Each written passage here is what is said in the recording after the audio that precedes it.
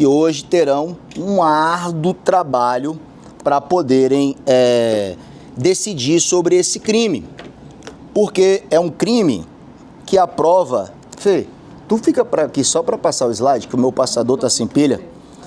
É um crime diferente dos crimes que nós estamos habituados a julgar aqui nesse plenário do júri e até mesmo aqui no júri, nas outras varas do júri aqui de Fortaleza. Então é um crime que traz certas peculiaridades. Então eu vou pedir para Vossas Excelências uma atenção maior para a gente poder avaliar de fato o que nós temos aqui para ser julgado hoje. A ré Jeana de Souza é o segundo julgamento deste caso, o segundo julgamento da morte do Ângelo que acontece. O primeiro julgamento foi do Fernando Feijão, foi condenado, foi julgado, acredito que tenha sido em junho, ele foi julgado a 52 anos de condenação por esse brutal crime. Então o que eu tenho para dizer para Vossas Excelências, antes de mais nada, é que a justiça foi feita, porque o Fernando está preso, está condenado e muito bem condenado, por sinal. Então eu tenho que parabenizar aqui tanto a Vossas Excelências que foram responsáveis por esse julgamento e também parabenizo o juízo que fez a dosimetria dessa pena e condenou o Fernando Feijão. Também ao Ministério Público, claro, que foi responsável por conduzir esse trabalho. Eu não assisti esse júri, mas acredito que tenha sido feito com o brilhantismo, que é o brilhantismo do Ministério Público. Excelências, hoje vamos julgar a Jeana de Souza Barbosa. O processo é um processo curto, um processo de quase 400 páginas, 300 e algumas coisas páginas, né? 700 e poucas páginas. É porque 300 e poucas é o que se extrai realmente de provas processuais, oitivas, relatórios, laudos, e o resto são as questões burocráticas do processo. E o que acontece? Eu inicio esse processo, né, para a defesa técnica. O preâmbulo deste processo é o boletim de ocorrência, diferentemente do Ministério Público, que traz como preâmbulo a denúncia, porque de fato é o que inicia a ação penal. Mas pode voltar lá para mim de novo, pode ir lá ainda. Eu trago aqui o boletim de ocorrência. Porque o boletim de ocorrência, ele é o quê? Ele é aquilo que vai nos trazer a versão da Jeana sobre esses fatos. E esse crime, ele tem como testemunhas, vamos dizer assim, são acusados, mas o Fernando e a Jeana. Porque, de fato, foi a Jeana e o Fernando que estiveram dentro daquela residência, que puderam entender o que aconteceu naquele fatídico dia e também as questões que antecederam esses fatos que o doutor sustentou aqui. Então, vamos lá. Esse boletim de ocorrência, Excelências, ele foi prestado em 19/8/2023, a data da comunicação, de um fato que ocorrerá em 13/8/2023, 2 dias antes do fato gerador, da situação que se iniciou naquela residência, que veio a trazer aqui a fatídica morte da pequena criança do Ângelo. Eu vou dizer uma coisa aqui para Vossas Excelências. A Fernanda me convidou para fazer esse júri e eu fui analisar primeiro o processo, como sempre faço.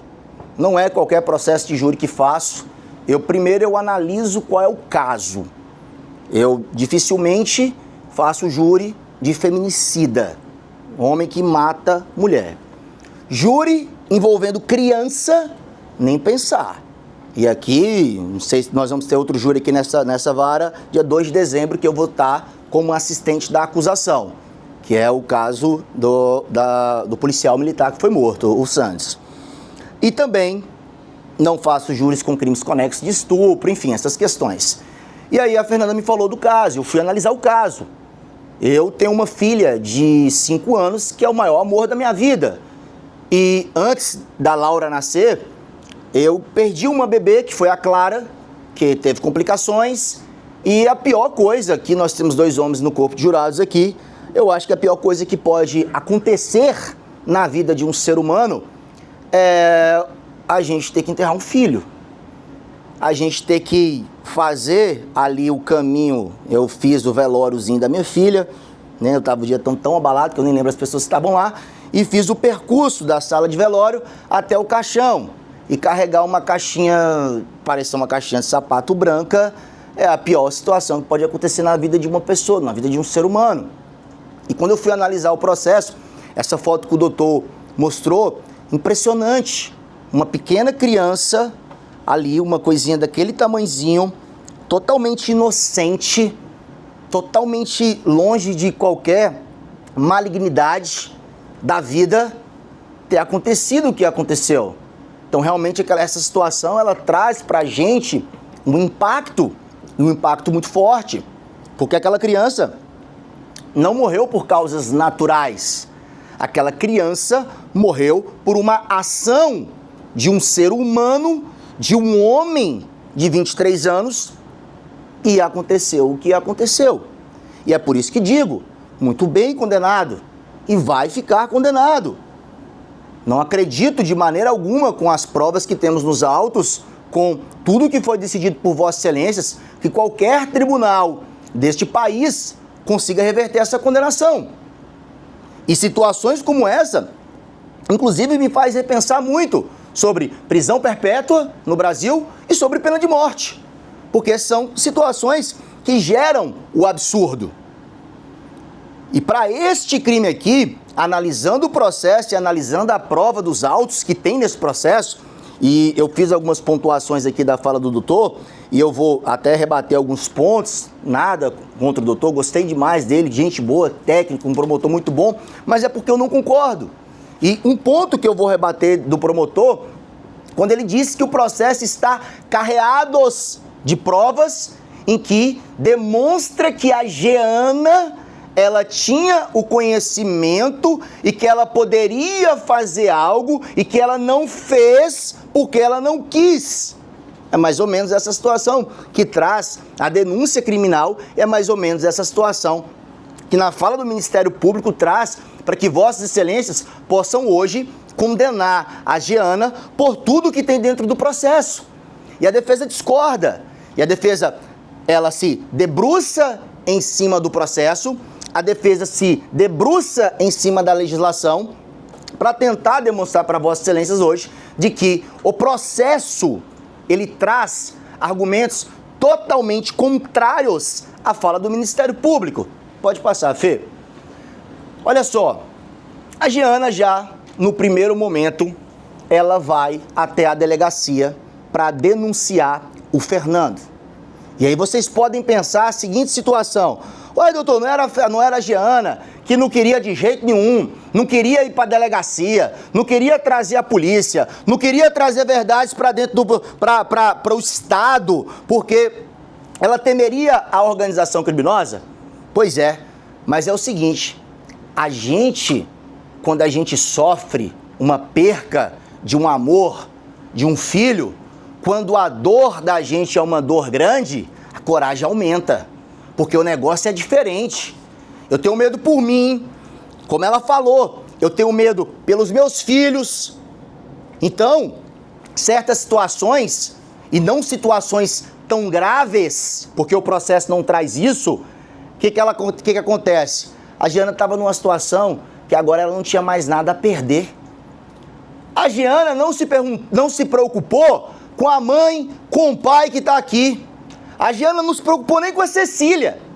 Por quê? Porque a Jeana tinha perdido aquele que era o amor da vida dela, que era o Miguel Ângelo, conforme ela relatou aqui para Vossas Excelências. Ela não tinha mais nada a perder. Absolutamente mais nada a perder. E aí ela se encorajou e foi até a delegacia. No boletim de ocorrência, ela disse que comparece à delegacia após serviço de assistência social do IJF ter acionado a Polícia Civil, que uma equipe de inspetores da Polícia Civil foi até o hospital averiguar uma denúncia de agressão física em contexto de violência doméstica e familiar contra a mulher que vitimou a declarante, que há 4 anos teve um relacionamento amoroso, e vocês vão perceber que tudo que a Giana fala dentro desse processo, ela tem uma veracidade com a prova carreada nos autos.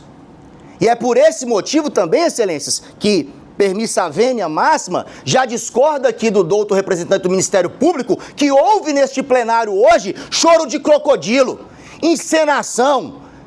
Discordo, excelências. Discordo totalmente, excelências, porque a verdade está junto com a Giana, porque a verdade é carreada dentro do processo. E tudo que eu for falar aqui hoje, ponto a ponto, vossas excelências vão puxar na memória, vão reviver o que foi perguntado para a Giana. E a prova está aqui nos autos. A prova está nos autos. O doutor chegou e disse o seguinte: na instrução processual, não teve um choro, não teve um ressentimento.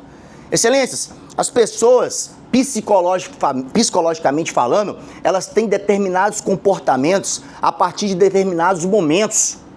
Na instrução processual, eu não sei se ela estava mal assistida, não quero aqui levantar leviandade sobre as pessoas, mas nenhuma pergunta foi direcionada àquela mulher sobre as perguntas que eu fiz hoje.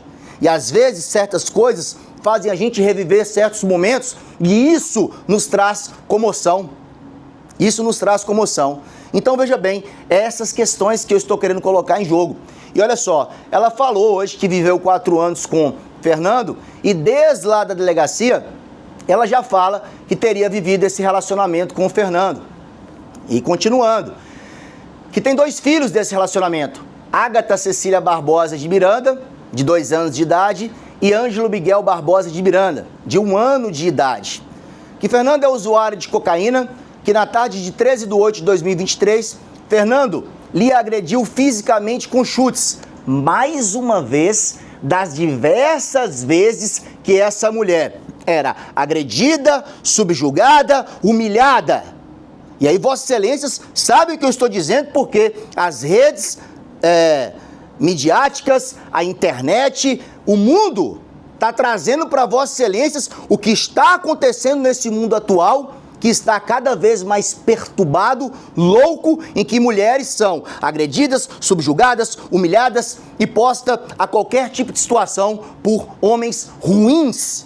E essas mulheres, elas não estão lá simplesmente denunciando, indo para a delegacia, indo para a polícia. Porque se essas mulheres se encorajassem, se essas mulheres, todas que sofrem isso, tivessem essas atitudes, nós não teríamos índices exorbitantes de feminicídios, de violência doméstica, de mulheres mortas, de mulheres subjugadas. Porque é muito fácil ir para a delegacia, denunciar, o cara é preso. Assistindo uma reportagem que trouxe essa questão de índice de feminicídio, índice de violência doméstica, o que os especialistas dizem?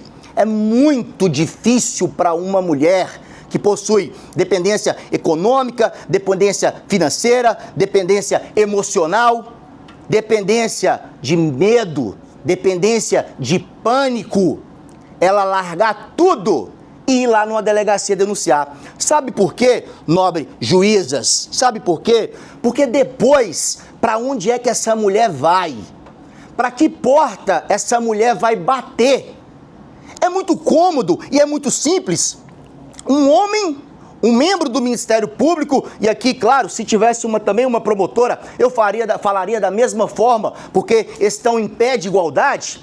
É muito simples, no conforto que nós homens, nós pessoas que ganhamos nosso dinheiro e temos nossas contas para pagar e nós temos condições de viver bem, chegarmos e falar assim, uai, apanha porque quer, você aguenta isso porque quer, vai lá na polícia, denuncia. É fácil falar, tá vendo como é que as palavras são gostosas de falar?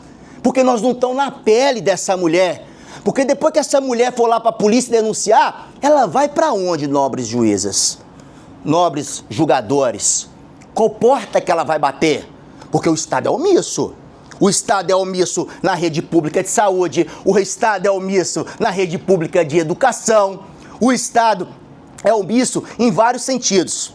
Mas não, o Estado é bonzinho, o Estado é legal. A mulher denuncia, está vivendo uma situação em periferia, dominada por organização criminosa. Vocês sabem muito bem o que eles fazem, porque nós estamos em novembro. Vossa Excelência estão aqui julgando processos desde o começo do ano. Vossa Excelência sabe qual é a realidade que o Estado do Ceará vive hoje. De expulsão das suas casas, de decretos e de morte. Eu não preciso falar isso para Vossa Excelência. E aqui na minha fala, eu apresento ao doutor André o Estado do Ceará. O Estado com 5 facções dominantes dentro do Estado. Hoje, TCP, Comando Vermelho, PCC, Massa e Massa Neutra. Eu gostaria de falar para o doutor que nós não estamos no Estado de São Paulo, onde nós temos uma única facção criminosa, chamada Primeiro Comando da Capital. Que esta facção criminosa, ela detém o poder do Estado de São Paulo e ela consegue resolver as coisas. Que nós não estamos no Estado de São Paulo, que nós não temos guerras entre organizações criminosas, onde se expulsa moradores. Nós estamos, infelizmente, no Estado do Ceará. O Estado onde, de um bairro para o outro, quem pisar aqui, mesmo que não seja, mesmo que não tenha nenhum envolvimento com organização criminosa, terá a sua vida decretada e será morto.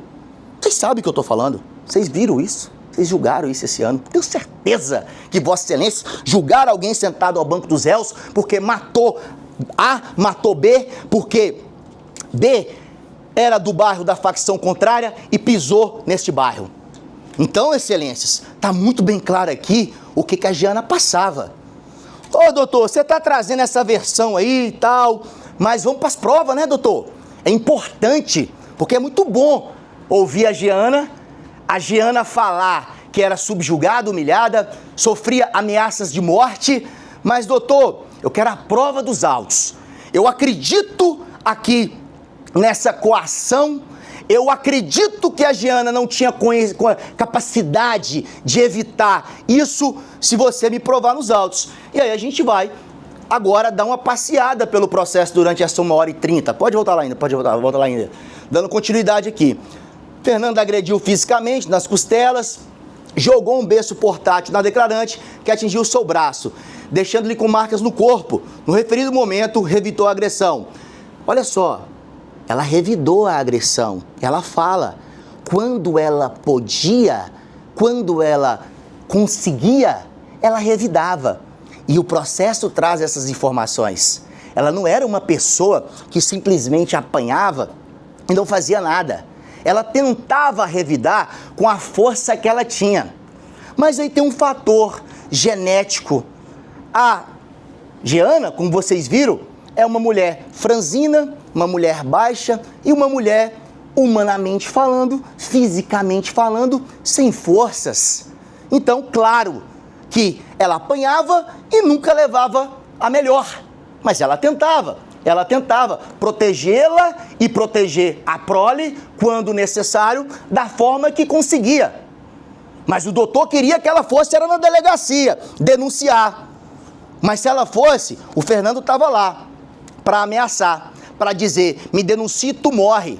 Me denuncia e a polícia vem para cá e a facção cobra. Aí eu achei outro negócio interessante, engraçado. Polícia Civil foram fazer um relatório de campo, a pesquisa que eles fazem para coletar informações. Aí sabe o que eles fazem? Pega 4 policiais civis, todos armados, de pistola .40 Sig Sauer, às vezes coloca até um fuzil, um 556, um 762 dentro da viatura e vai para a área de periferia coletar informação. Legal, né? Bacana, né?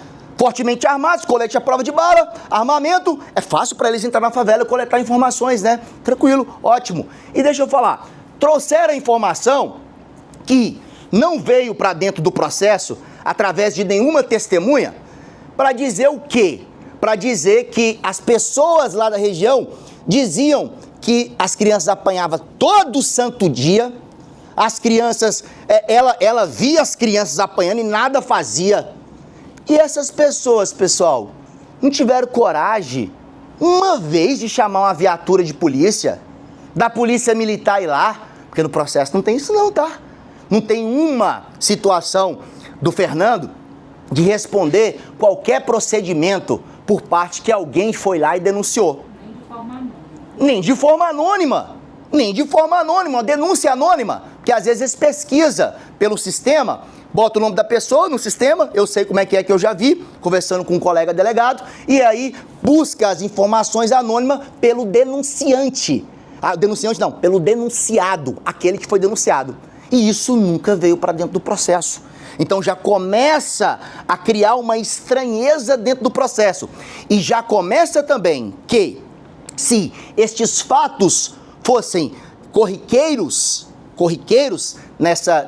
na vida desse casal e nessa residência, nessa casa, era para se ter aí alguma situação. E não tem.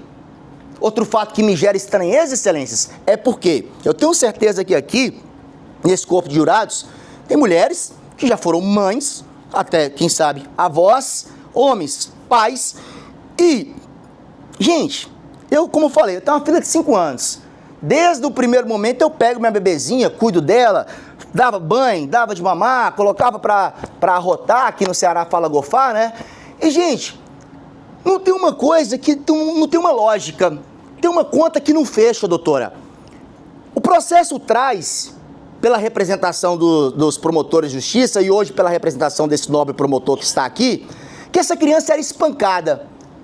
Ô, gente, uma criança de 1 ano aguenta espancamento? Que espancamento é esse? Que tanta porrada é essa que essa criança levava e essa criança não tinha morrido ainda? Porque é como se essa criança, se o Miguel, apanhasse toda semana ou apanhasse todo dia.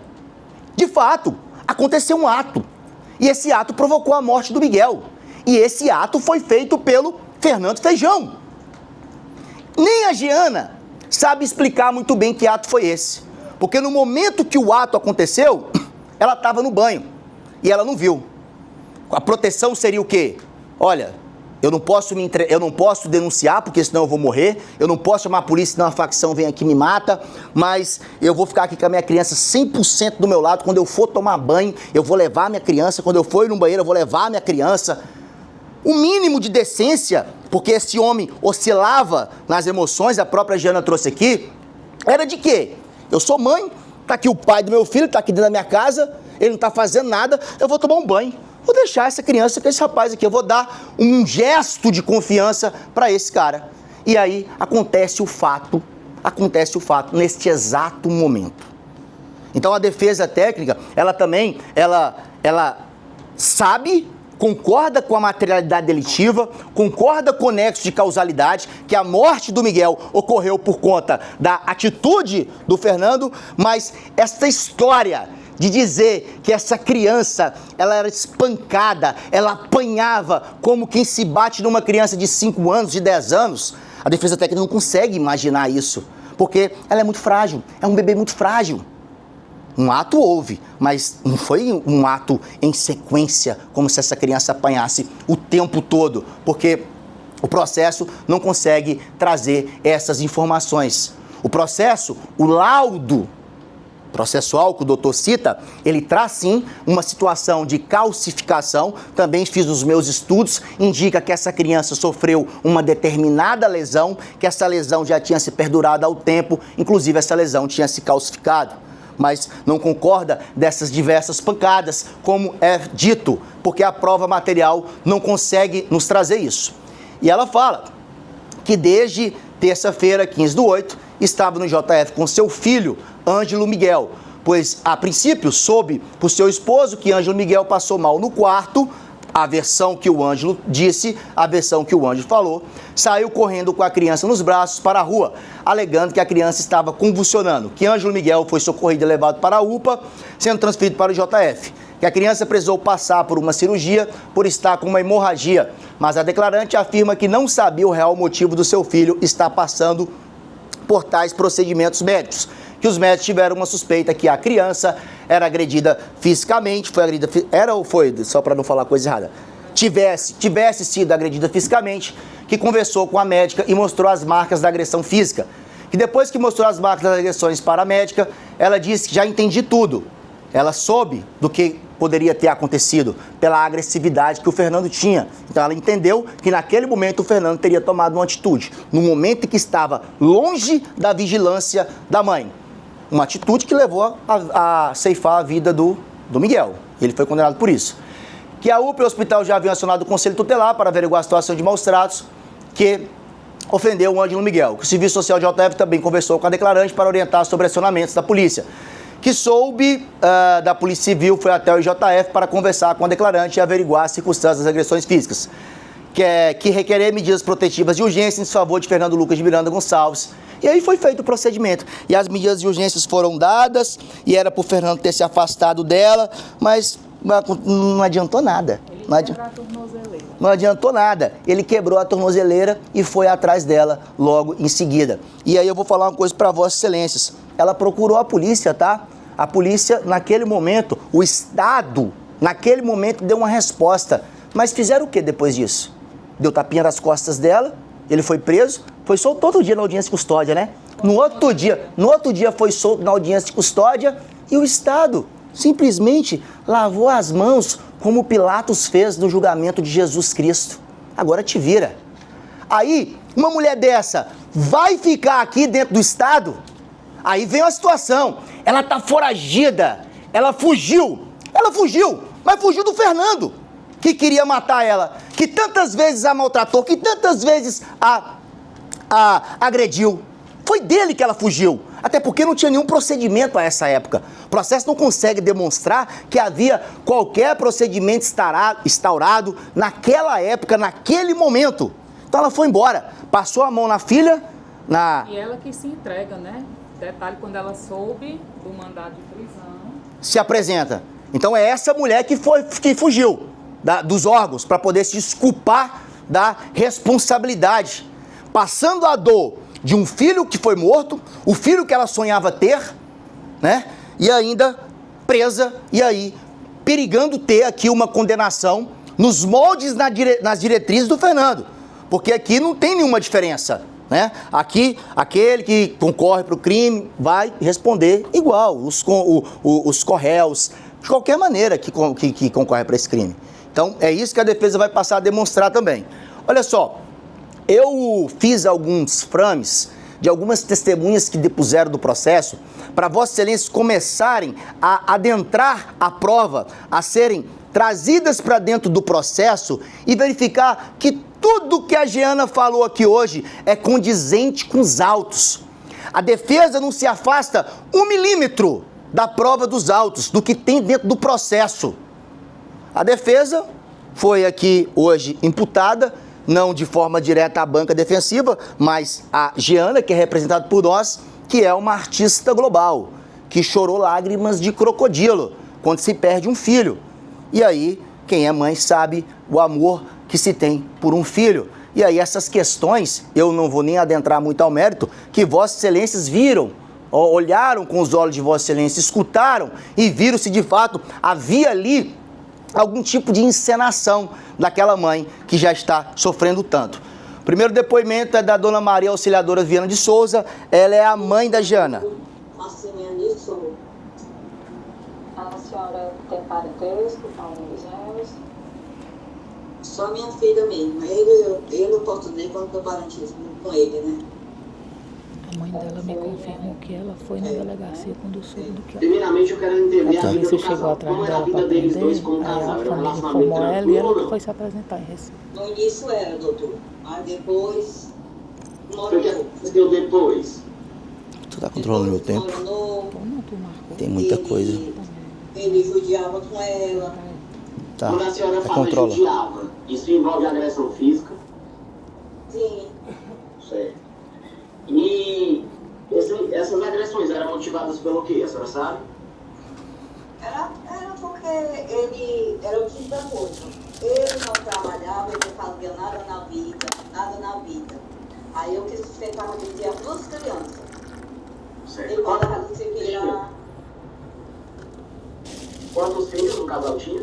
Era um casalzinho. Então ele faleceu, né? O senhor sabe, né? Sei, o Ângelo, né? Agora... Cecília. Certo.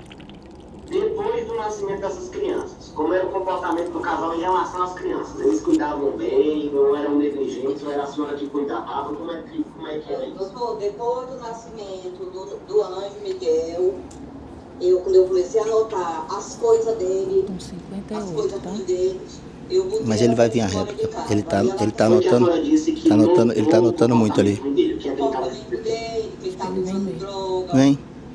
Aí ele maltratava ela nesse Mas ele não vai ter nada a acrescentar, não. A gente tem dinheiro para pra pagar a né? droga Pra dele. terminar. Tem.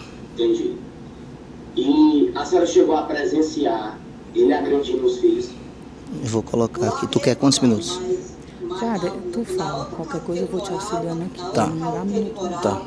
Todo mundo dizia que ele judiava. Ele judiava, tanto ele judiava as crianças no braço dela, como judiava ela.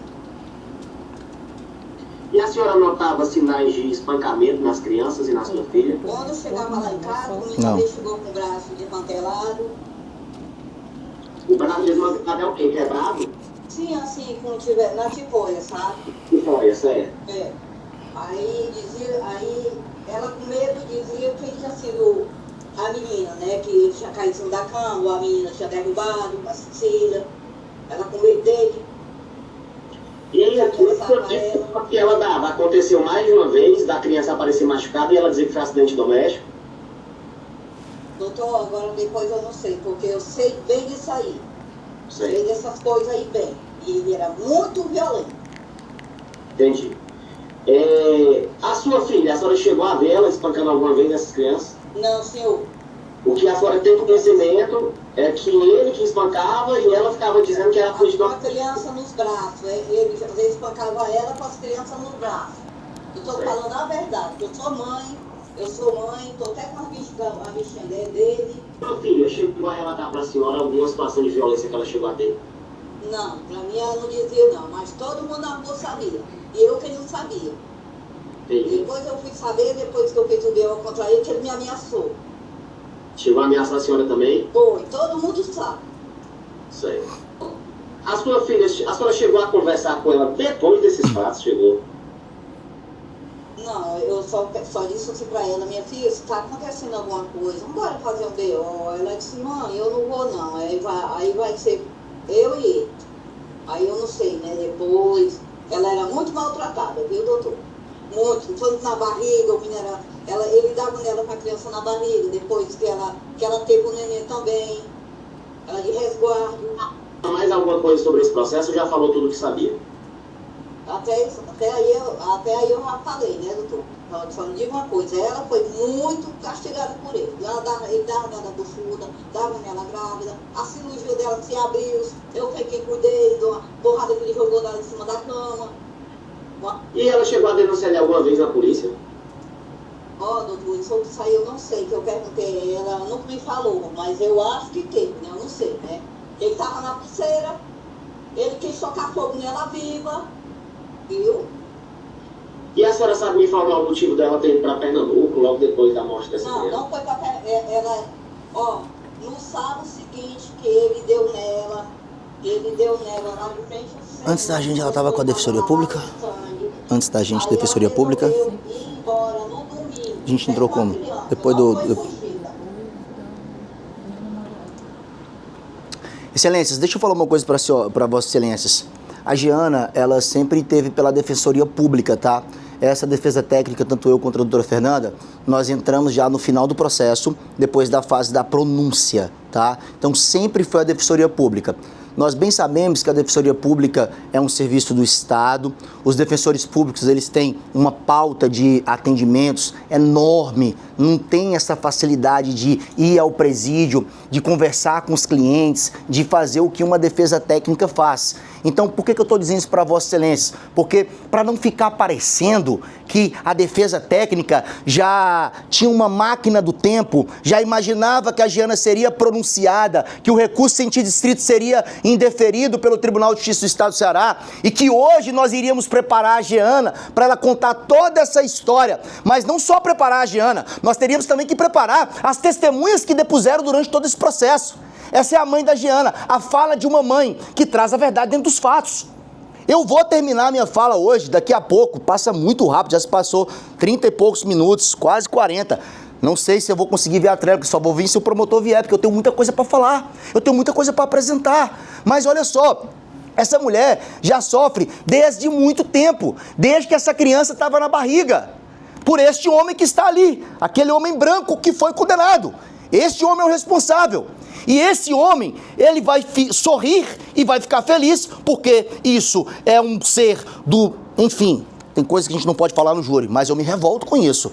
Mas essa mulher ser condenada, ele vai ficar feliz. Vai ser o que, na verdade, para ele? Uma vitória. Porque esse cara não tem escrúpulos. Ele não tem escrúpulos. E é isso que ele quer. Ter feito essa mulher sofrer por todo esse tempo e ainda empurrar nessa mulher que pode chegar a esse mesmo tempo de condenação, 52 anos de condenação nessa mulher, que com a progressão daria coisa aí de 20 e poucos anos na progressão de regime, para poder justificar os erros deste homem. E essa mãe traz uma fala sincera, traz uma fala sincera exatamente o que acontecia, exatamente o que aconteceu. Pode passar o próximo depoimento. Maria Auxiliadora, tá. Passa pro lado. Olha só, aí vamos lá, pessoal. É muito simples. O doutor chega e traz o depoimento da mãe da acusada. Não, doutor, o depoimento da mãe da acusada, né, doutor? Mãe defende os filhos, né, doutor? Traga mais coisas para o senhor poder agora justificar aquilo que o senhor vai começar a falar, o que o senhor já começou a falar. Então vamos escutar a dona Marieta, a mãe do Fernando, a mãe do acusado. O que ela tem para nos trazer dentro do processo?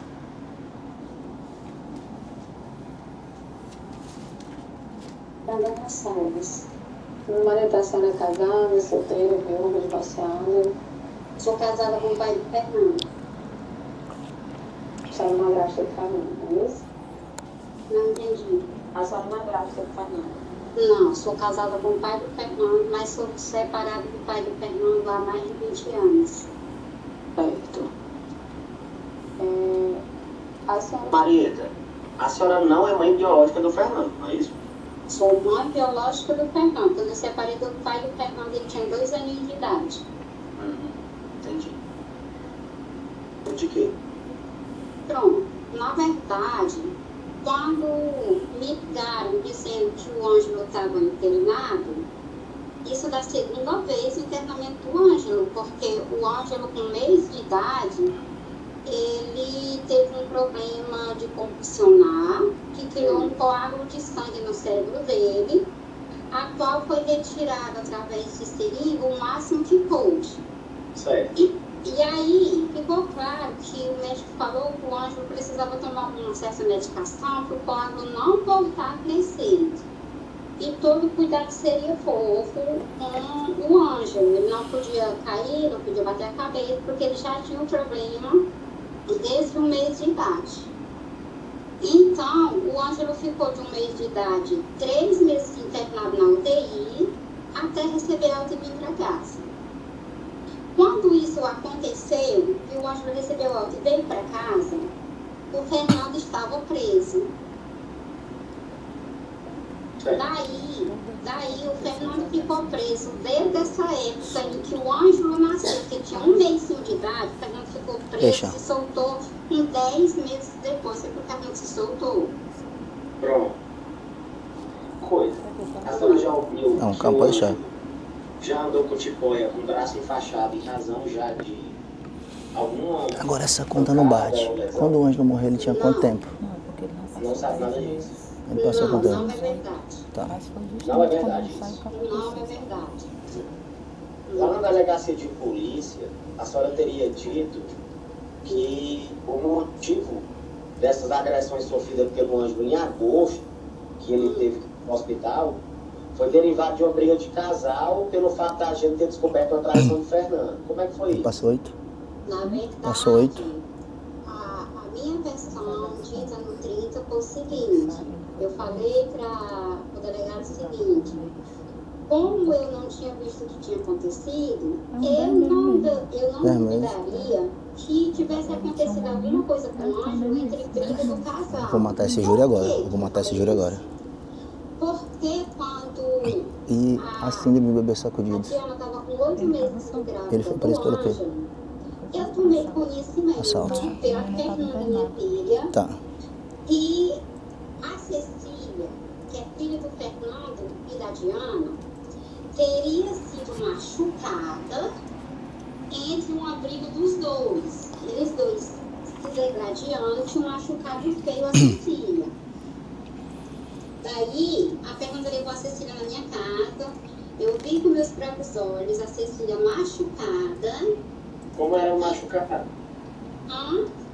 Como eram essas marcas dessas lesões? 10 meses, né? Machucada por Uma mãe sabe a contagem do filho. Machucada no bracinho. Um mês, 10 meses, um mês. Entendi. Com mancha, não era arranhões, era mancha. Mancha de que cor? Era mancha roxa. Certo. Daí, eu perguntei pro Fernando o que tinha acontecido. Ele falou assim: eu mais ela, a mãe dela estávamos brigando e machucamos ela. Ela sofreu uma queda do sofá e se machucou. Aí, eu falei pro Isso, Fernando. foi a Giane ou foi o Fernando?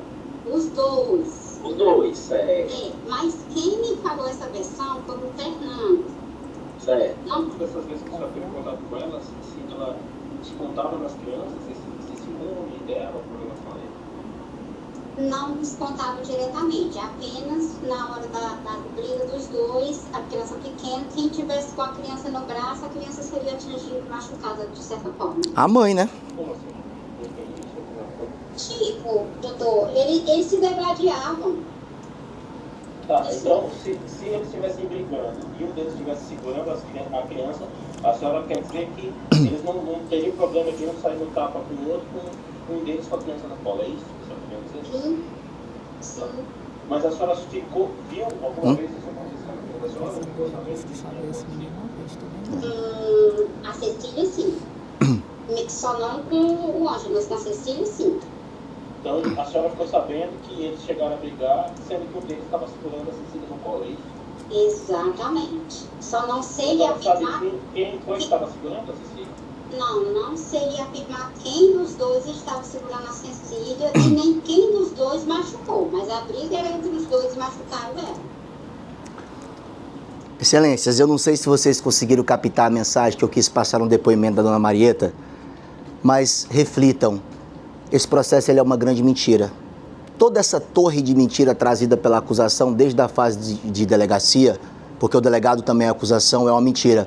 Excelências, quando o Fernando foi preso por assalto à mão armada, o Ângelo tinha 1 mês. O Fernando passou 10 meses preso. O Ângelo morreu com 1 ano. E esses 10 meses, doutores e doutoras, quem que brigava lá na casa? Porque o processo traz uma situação para vossas excelências para dizer que nos 12 meses de vida que essa criança teve foi só sofrimento. Mas excelências, o cara passou 10 meses afastado do filho. Quem que fazia isso, doutoras? Quem que fazia isso, excelências? Vocês estão vendo a cortina de mentiras que se é contada dentro desse processo? Porque tudo isso aconteceu dentro do prazo de 30 dias.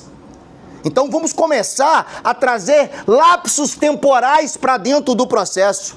E quem fala aqui que não importasse quem tivesse no colo, é a mãe do acusado. Não é a mãe da acusada, não. É a mãe do acusado. E a mãe do acusado traz uma versão que a Giana contou hoje para vossas excelências, que ela apanhava com a criança no colo. E ela defendia-se das maneiras que ela tinha para defender. O Fernando não ia bater nas crianças e ela ficava lá no quarto assistindo a novela das 8, enquanto as crianças estavam sendo subjugadas. Não, ela apanhava com a criança no colo e tentava defender como poderia. E essa mãe não defendeu? Não, doutor, mas a mãe tinha que ir na polícia, doutor. Quando ela foi, o que deu? Nada. Absolutamente nada. Vocês estão começando a entender? Mas tem mais coisa. Tem mais coisa que traz a verdade. Porque hoje foi falado aqui para vossas excelências que Conversa de facção. Isso é mentira. É balela. É história. Passa o próximo vídeo aí. E aí, se não acreditar no próximo depoimento que eu vou mostrar, aí eu não sei mais em quem acreditar. Só passar a setinha pro lado. Excelências, José Luiz da Silva Filho. Hoje, oi Jota, que é novo, mudou, mas eu vou trazer, oficial, inspetor judiciário. É o antigo inspetor de polícia, policial civil, como gosta de falar a acusação, dotado da fé pública, o homem que representa o Estado. Se não se acreditar neste homem, eu não sei mais em quem vamos acreditar. E aqui eu vou começar a derrubar o castelo de inverdades, que foi dito hoje nesse plenário para Vossas Excelências, para ver se a venda da condenação sai dos olhos de Vossas Excelências. Foi que houve. Aí, ó, o negócio é tão pesado, o depoimento do oficial é tão pesado para trazer uma verdade nos autos, que até o computador descarregou. Mas eu não vou deixar de apresentar esse depoimento, porque isso é importante, Excelências. Porque o minuto aqui pra gente é muito diferente de anos de condenação, se hoje eu não fizesse a defesa da Jeana. E é por isso que eu estou aqui. Contra princípios, morte de criança, já expliquei para Vossas Excelências, mas hoje estou aqui. Não está nesse slide. Eu esqueci de colocar o carregador. Mas faz o seguinte, deixa eu mandar para você aí. Eu vou gerar um link aqui, você conecta enquanto ele liga aqui, mas ele liga rapidamente. Enquanto eu ligo aqui, você quer trazer algum ponto do processo que você acha importante?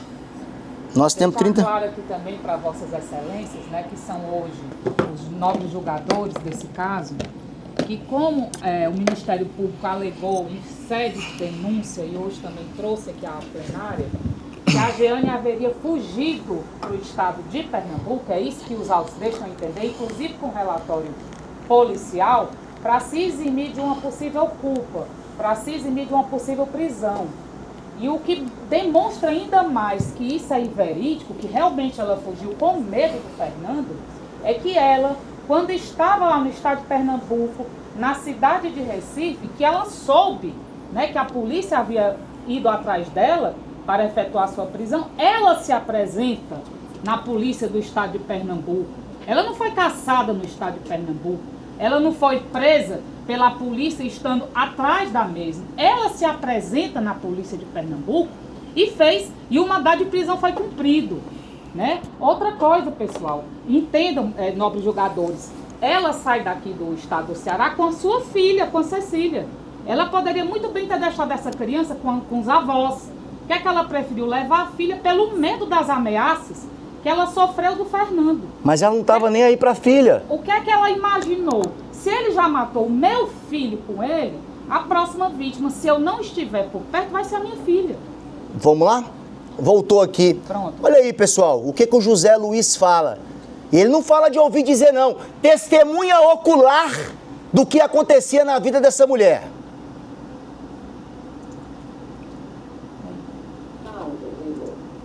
Pronto, valeu. José Luiz da Silva Filho. Qual a votação do senhor? Dá pra botar.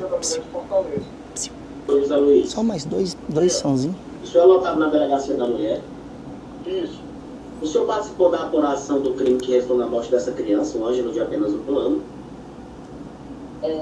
Não participei da apuração. Eu tomei conhecimento, eu estava de plantão na delegacia da mulher de Fortaleza, onde a gente atende, além da violência doméstica contra a mulher, nós atendemos também na delegacia da criança e do adolescente, né? A exploração da criança e do adolescente.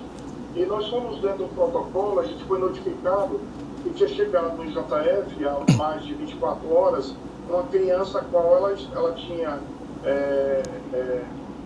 ela estava na UTI por espancamento, aparentemente por espancamento.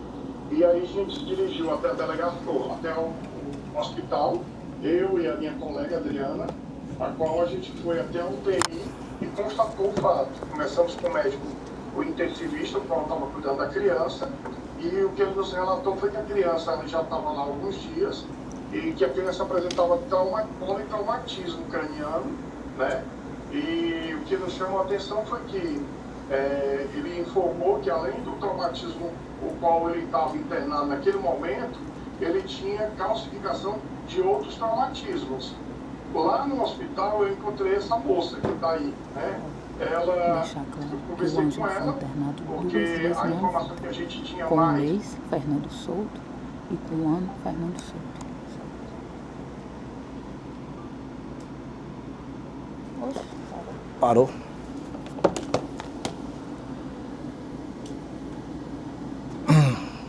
Parou.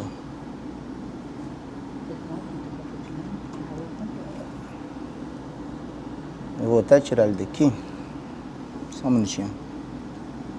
Eu tenho ele prontinho aqui. Zé Luiz Filho. Senhora tá certo. A gente foi notificado que tinha chegado no IJF há mais de 24 horas uma criança a qual ela tinha... ela estava na UTI por espancamento, aparentemente por espancamento. E aí a gente se dirigiu até a delegacia, até o hospital, a qual a gente foi até a UTI e constatou o fato. Começamos com o médico, o intensivista, o qual estava cuidando da criança, e o que ele nos relatou foi que a criança ela já estava lá há alguns dias e que a criança apresentava politraumatismo craniano, né? E o que nos chamou a atenção foi que ele informou que além do traumatismo o qual ele estava internado naquele momento, ele tinha calcificação de outros traumatismos. Lá no hospital eu encontrei essa moça que está aí, né?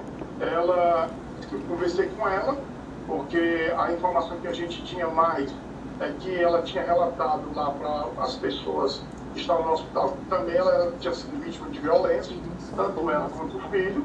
Eu indaguei, inclusive, conversei com ela. No decorrer da conversa, ela me falou que tinha acontecido esse fato, que ele estava com a criança dentro de um quarto, e a criança chegou chorando, e depois disse que a criança gravou o quadro, e ela levou para o hospital. E a informação que ela disse que achava que era ele que tinha feito, né? Então, quando ela nos passou essa informação, eu a convenci ela a ir até a delegacia, que isso aí ela vai confirmar tudo isso, né? Só que antes de ir para a delegacia, a gente resolveu levá-la até o Instituto Médico Legal. Eu não lembro se foi pelo Instituto Médico Legal ou foi levado para a delegacia. E nesse intervalo que a gente estava indo até a delegacia, ele fez contato com ela, né, que estava no hall do hospital, do JF Centro, querendo entrar para ver a criança. E ela tinha dado uma ordem para ele não entrar, certo? Foi quando o chefe da segurança, o submarino, fez contatos e ele estava lá assistindo. E eu pedi para ele não deixar ele entrar, né? E aí ele continuou ligando para ela, ameaçando. Ela ficou totalmente desequilibrada, chorando muito, dizendo que ele ia fazer uma besteira com ela. E então a gente foi até o hospital e a gente deu voz de prisão para ele, né? Pela ameaça que ele estava fazendo à esposa, e a gente conduziu para a delegacia. O meu trabalho limitou a violência doméstica. Só que no nosso relatório a gente constou a questão da violência contra a criança, né? E constou também com relação à ameaça que ele tinha feito para ela. Então a gente autuou ele em flagrante, né? E depois a gente concluiu o procedimento e entregou ele na captura. Quando foi, só para encerrar, e alguns dias depois, eu numa visita informal à delegacia do 30º DP, quando os meninos chegaram com ele, exatamente, eu acho que por conta de um mandado de prisão. E eu reconheci, perguntei aos inspetores por que ele estava sendo preso. Aí me disseram que a criança tinha chegado a óbito e tinha saído esse mandado de prisão contra ele. Para conversar com o senhor, que tinha conhecimento que essa criança era espancada anteriormente? Quem chegou, não entendi. A mãe, o senhor não disse que conversou com ela? Não, a mãe, ela inclusive, ela teve 2 momentos de estar assustada, né? Inclusive, eu fiquei com muita pena dela. Primeiro, nesse momento que ela disse que não queria denunciar, que ele batia nela sempre e que tinha certeza que tinha sido ele, né? Que a criança estava bem e de repente a criança passou a convulsionar, né? E o segundo momento, ele começou a ligar, que ela ficou totalmente desequilibrada dentro da viatura, né? Porque eu escutei todos os áudios, ele ameaçando ela. Eu pedi para ela botar na mesma voz, ela colocou e a gente escutou, tanto eu como a minha colega. E a gente levou ela depois que a gente prendeu para a delegacia, e lá ao final ela recebeu, que é triste, mas eu vou ter que dizer, ela recebeu uma ligação do chefe do tráfico da área, mandando ela sair de lá, porque ela ia ser decretada, porque ela não era para ter levado a polícia. Ela disse: eu não levei polícia, quem denunciou foi o hospital. E os policiais escutaram ele me ameaçando e acabaram prendendo ele. Eu não tenho culpa. O senhor presenciou a televisão, isso teve? Eu presenciei na recepção da delegacia. Que é um absurdo. O motivo que ela fugiu do local teria sido essa ameaça, que ela teria sido prometida de morte. Mas com certeza eu posso estar enganado. Eu passei com ela algumas horas, desde a conversa que eu tive com ela, né, até a conversa que eu tive com ela, no percurso que eu fiz com ela entre ML, a delegacia, e durante a situação de flagrante do cidadão aí, eu senti que ela era uma vítima. Eu estava muito assustado. A turma chegou a tomar conhecimento pela equipe do hospital, ou então com seus colegas que participaram na investigação desse fato, que quando era questionada sobre essas lesões da criança, ela ficava dizendo que tinha ocorrido um acidente doméstico? Pronto, excelências. Ela também deve ter feito choro de crocodilo na frente do policial, lá na época dos fatos. E outra coisa, excelências, essa história que ela foi ameaçada pelo chefe do tráfico também é invenção desse policial civil. Tudo isso foi uma criação da defesa técnica para hoje chegar aqui perante vossas excelências e demonstrar essa prova dos autos. Ela se justifica, inclusive para o chefe do tráfico da área, que não foi ela que havia denunciado, teria sido o hospital. Vocês estão começando a entender porque a única forma que a Giana tinha que se proteger era apanhar do Fernando com a criança no colo e que ela não tinha o que fazer a não ser apanhar e ser subjugada. Vocês estão começando a entender isso? Isso é um policial civil. Anos de profissão. O Estado, a fé pública, fala para vossas excelências as ameaças. Ele presenciou. Para que testemunha maior do que essa, excelências? E o policial traz isso aqui para vossas excelências. Mas hoje o doutor quer passar todo esse rosário que tem na denúncia de homicídio quadruplamente qualificado, com uma série de crimes conexos, porque a Giana tinha a capacidade de evitar essa tragédia. Em um lapso temporal de talvez um mês, porque o cara passou 10 meses preso. Quando a criança nasceu, tinha 1 mês. Vocês estão começando a entender? Mas tem mais um pouquinho também. O Rafael de Paula de Freitas, ele vai trazer para vossas excelências qual era a situação que a Giana morava, onde era a situação do bairro, como é que as coisas funcionavam lá. Olha só para vocês verem a situação dessa mulher. Para ser ainda, apanhou a vida toda, vamos lá, apanhou a vida toda desse cara durante 4 anos, perdeu o seu filho que foi assassinado por esse monstro, tá? Era ameaçada, teve que ir embora do seu estado, tá lá, longe, porque não queria morrer. Ela foi decretada pela facção. Quem tá falando isso aqui não é o doutor Jader, não é a defesa técnica, não. É o Estado que tá falando isso para vossas excelências. E ainda vai vir aqui hoje para ser condenada, porque o Estado foi omisso quando essa mulher precisou de atenção e o Estado deu tapa nas costas dela e mandou ela para casa. O Estado foi omisso em prender essa mulher e querer que ela pague por este crime brutal, porque o Estado diz que ela tinha condições para poder evitar essa tragédia e denuncia ela. Era para ser todo mundo que foi denunciado, que estava lá dos vizinhos, que sabia das agressões que essa mulher sofria e também não foram denunciar. Desculpa, senhora, me perdoe, mas a senhora também era para estar denunciada. Porque a senhora sabia que a sua filha apanhava, era agredida, humilhada. A senhora não pode se manifestar, senhora. Mas a senhora também é para ser denunciada, senhora. Você me perdoe, mas era para ser. Então, excelências, onde é que está o Estado nesse momento?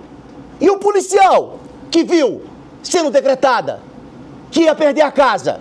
Por que o Estado não foi lá, doutores? Porque o Estado tem condição.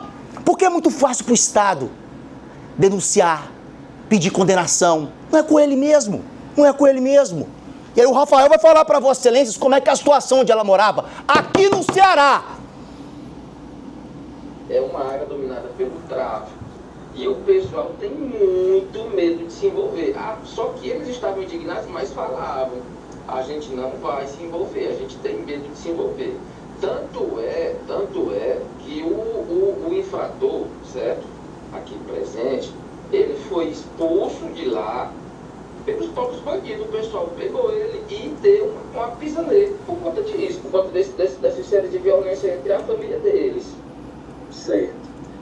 Então, sabe me dizer se ele já respondeu aos crimes durante a apuração que vocês fizeram nesse processo? Sim, ele já respondeu.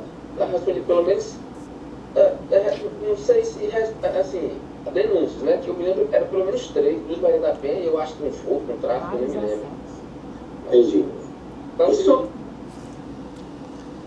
Excelências, eu queria mostrar essa prova material para Vossa Excelência. É a prova que tem no processo, tá? O Ministério Público, ele tem direito ao Instituto da Réplica. Ele vem, volta e fala. Ele disse que o processo está cheio de prova. Que venha trazer essas provas aqui. E venha desconstruir o que eu estou dizendo aqui. Que venha, tenha essa oportunidade. Mas, nobres julgadores, eu tinha que mostrar isso para Vossa Excelências para poder agora, eu chegar, só agora, faltando 19 minutos, para poder apresentar para vocês a tese defensiva. Porque eu não podia começar a apresentação da tese defensiva que a gente tem para dentro desse processo, sem antes apresentar para Vossas Excelências a verdade de dentro do processo. A verdade que tem nesse processo. E aí, não sei se vai dar tempo de terminar, mas eu vou trazer aqui para Vossas Excelências agora como é que funciona na esfera penal, tá? O que acontece? Crimes comissivos por omissão, a chamada omissão imprópria. É isso que se pede a condenação da Giana. A omissão imprópria, também denominada de crime omissivo por omissão ou crime omissivo impróprio, constitui modalidade delitiva que o agente responde penalmente por não evitar um resultado que tinha um dever jurídico e a possibilidade concreta de impedir. O dever jurídico, ela tinha o dever jurídico, o dever moral, o dever de mãe. Mas vem cá, excelências, ela tinha a possibilidade concreta de impedir? Depois disso que eu mostrei para Vossa Excelência? Depois dessa situação dessa mãe, dessa mulher, de lhe receber ligação do chefe do tráfico? Ela tinha essa condição, nobres julgadores? Depois de denunciar o cara? Depois de receber tapinha nas costas e ter que voltar? Ela tinha? Aí Vossa Excelência vão me dizer. A omissão é penalmente relevante quando o omitente devia e podia agir para evitar o resultado. Dever, ela devia. Poder, ela não podia. E ela não podia evitar que quando ela estava tomando banho, o cara lá, o monstro, à vontade de falar palavrão, mas não posso. O monstro lá fez o que fez com essa criança, causando o resultado da morte dele. Nessa categoria, o omitente não pratica fisicamente o resultado típico. A Giana não praticou o resultado físico de ter pegado essa criança, de ter arremessado ela na parede, no colchão, no chão. Não praticou. O Estado quer hoje empurrar uma condenação de 52 anos na Giana, porque o Estado disse que ela tinha condições de evitar esse resultado. Em um espaço de tempo de pouco mais de 30 dias, quando aconteceu essa fatalidade. Com todo esse peso nas costas dela. Mas Vossas Excelências podem condenar, como podem absolver. A prova dos autos está posta, nobres julgadores. Posição de garantidor, garantidores de proteção, garantidores de vigilância. Ela tinha essa posição, não discordamos disso, mas tinha condição de poder evitar. Dever jurídico de agir. Esses são pressupostos desse crime, tá, gente? E aí, como é que a gente faz para chegar a um veredito final? Eu analiso os pressupostos legais do fato típico, teoria do crime, e analiso se o agente que está sendo processado e assentado ao banco dos réus tinha condições de cumprir os pressupostos jurídicos aqui postos. Dever jurídico, ação voluntária e responsabilidade de impedir o resultado.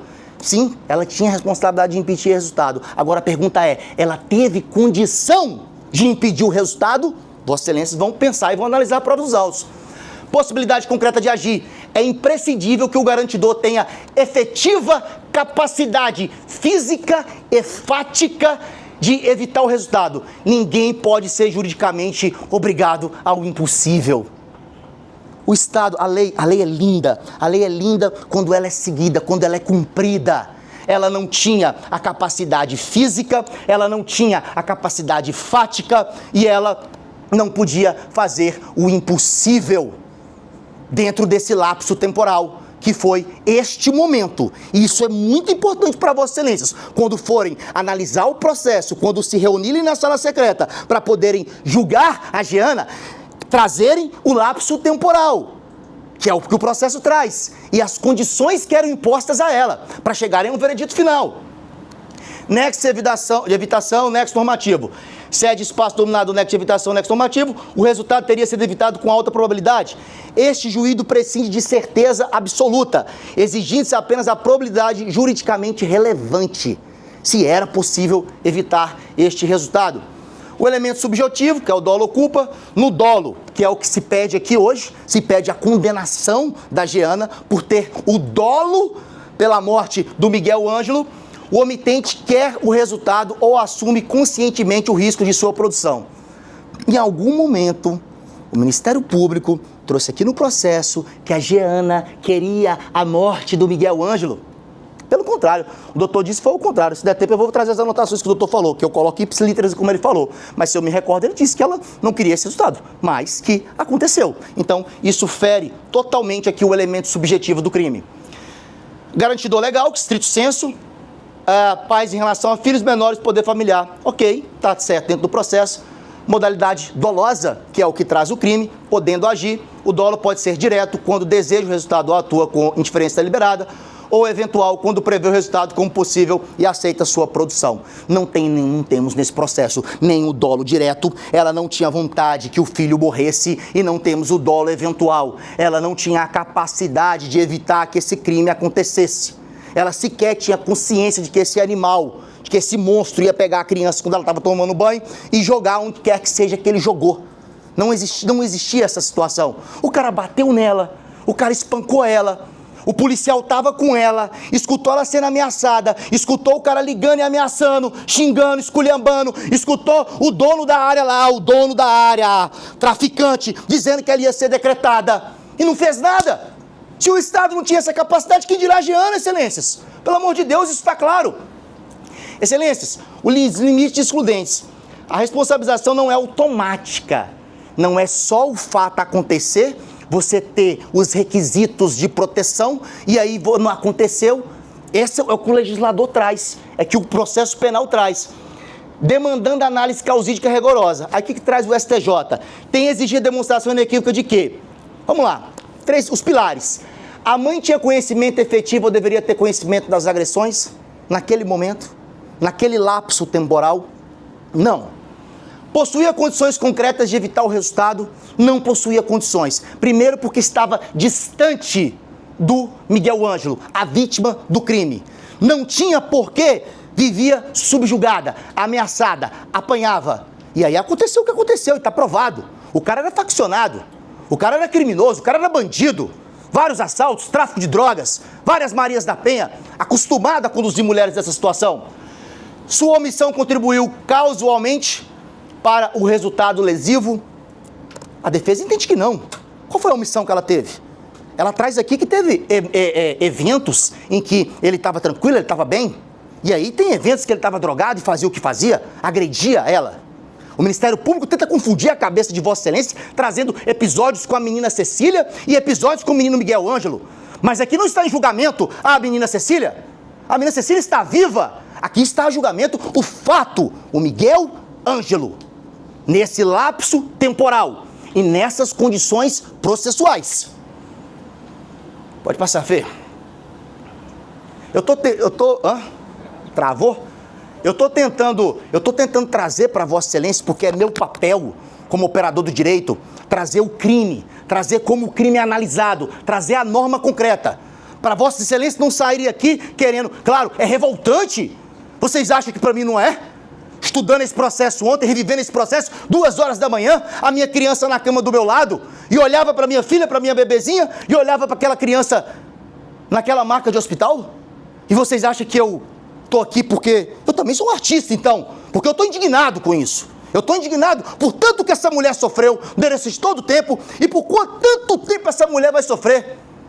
E talvez, eu digo uma coisa para Vossas Excelências, hoje ela trouxe aqui e demonstrou para Vossas Excelências, talvez ela não passe muito tempo solta não, porque se essa mulher for solta, ela vai matar esse canalha, ela vai matar esse canalha. E eu disse a ela, se você matar esse canalha, me contrate que eu farei o seu júri, eu não vou lhe cobrar nada, e vou fazer mesmo, porque o que ele merece é isso, mas não vai dar tempo, ele vai passar 21 anos enterrado dentro de um presídio. Situações que afastam a possibilidade de responsabilidade incluem, e aqui o legislador pensando, o doutrinador pensando, os operadores de direito, juízes, desembargadores, ministros, eles trazem a matéria posta, quais são as situações que afastam essa responsabilidade. E aí, Vossas Excelências não precisa se manifestar, mas eu trouxe aqui a prova, eu pus a prova para Vossa Excelência, tenho 9 minutos, oh meu Deus, vai dar certo. Como um juiz julgaria esse processo? Vossas Excelências hoje são juízes.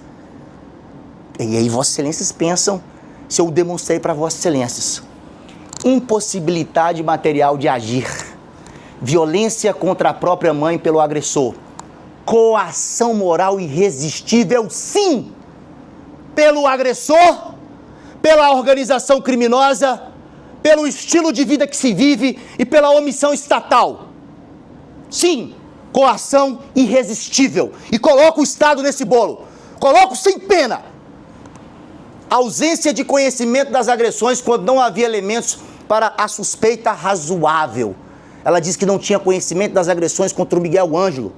O Miguel Ângelo, quando nasceu, com 1 mês de vida, foi saculejado. Aí tem essa situação, lá, que a própria irmã dele traz um depoimento e fala que o Fernando saculejou ele. Depois o Fernando é preso, passa 10 meses preso, era para ter passado mais, se solta. Com pouco tempo depois da prisão dele, ele volta e agride o Miguel Ângelo. Essa mulher sabia que esse cara não tinha aprendido nada, como os presos falam, na faculdade, lá dentro do presídio. Tinha voltado pior. Inexistência de nexo de evidação, quando a intervenção materna não teria impedido este resultado. E aí Vossas Excelências reflitam. Ele vai lá, ela vai lá, denuncia, não tinha acontecido um fato mais grave, porque que parece aqui que o peso do Estado, ele só é quando alguém tem que morrer, alguém tem que perder a vida. E aí se pensa, e aí não é culpa do doutor, não é culpa da doutora, porque eles estão aqui apenas para fazer um basilamento das normas legais. Eles não editam leis. Quem edita lei nesse país é o legislativo, é o executivo, são os projetos de lei, as emendas, as alterações. Inexigibilidade da conduta diversa na seara da violência doméstica. No contexto de violência doméstica familiar, não representado doloso, protocolo de julgamento com perspectiva de gênero do CNJ. Esse é um texto que fala aqui sobre essas questões de inexigibilidade da conduta diversa na violência doméstica. Esses textos aqui que Vossas Excelências estão vendo, tá? Nesse fundo rosa, em uma homenagem a Giana, que sofreu o que sofreu, não é escrita minha, não. Não sou eu que criei isso aqui, não. Isso aqui é como pensam os operadores de direito do nosso país. Pode passar. Estou vendo aqui, 5 minutos. Coação moral irresistível no contexto da violência doméstica. A coação moral irresistível, vício compulsiva, está prevista no artigo 22 do Código Penal e possui elementos caracterizadores específicos que, quando presentes no contexto da violência doméstica, fundamentam a exclusão da culpabilidade. Então, se eu não tenho culpa, eu não tenho que falar em condenação. E a norma está aqui posta para Vossas Excelências. Estou trazendo para Vossas Excelências, mas estou esperando ansiosamente, daqui a 5 minutos, mais um intervalo, as diversas provas virem para Vossas Excelências. Que a Giana sabia, convivia e queria o resultado da morte do Miguel. Elementos essenciais para a configuração: grave ameaça. Existência de ameaça seria concreta contra a vida e integridade física da coagida e de pessoas próximas, frequentemente aos próprios filhos. Isso não existia, não, excelência? Para exclusão da probabilidade? Eu não trouxe isso aqui para vossas excelências, não? Irresistibilidade. A coação deve ser de magnitude tal que anule completamente a capacidade de autodeterminação, tornando inexigível a conduta diversa.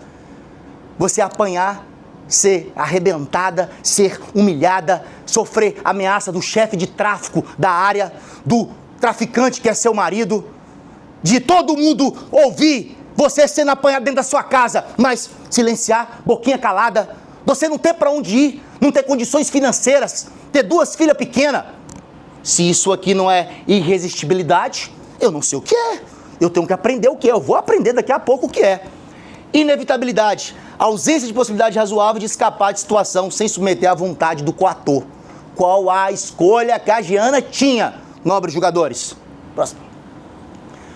E aí, doutores? Não sei se vai dar tempo, mas se der eu vou vir. Eu vou trazer um pouco para vossas excelências o que é o ciclo da violência e submissão psicológica.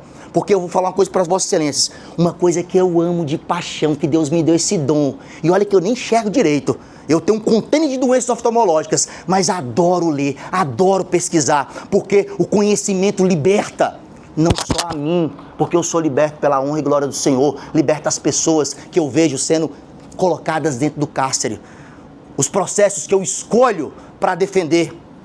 E essa é a minha realidade, excelências. E aí eu vou trazer um pouco para vossas excelências sobre a teoria do ciclo da violência. Leonard E. Walker. Desde 1979 já se estuda o que é o ciclo da violência contra a mulher. Eu vou, se voltar à tréplica, eu vou trazer um pouco para vossas excelências, porque eu não vivo no fantástico mundo de Bob, nem conto histórias pinoquianas. Eu trabalho com a realidade e com a ciência. Excelência, eu passo a palavra a vossa excelência, a defesa encerra por aqui. Muito obrigado. Excelentíssima senhora doutora juíza, renovo meus cumprimentos de estilo a vossa excelência, ao promotor de justiça, aos jurados. Pelo adiantado da hora, vamos aqui continuar os trabalhos no plenário do júri. Olha que coisa boa, agradecer novamente aqui o doutor André, porque ganhamos um tempo. O doutor fez uma explicação do que é a teoria do ciclo da violência de Leonard Walker, mas está aí.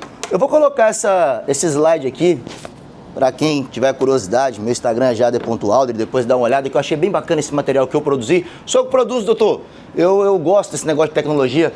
Estou fazendo até um curso agora, até falei para a Lisandra aqui, de Visual Law, para criar apresentação em 3D. 2026, se Deus quiser, eu concluo a pós em abril, e aí eu vou estar especializado em 3D. Vou colocar aqui os negócios para tocar no 3D. Ver como que funciona. Não, vai ficar bacana.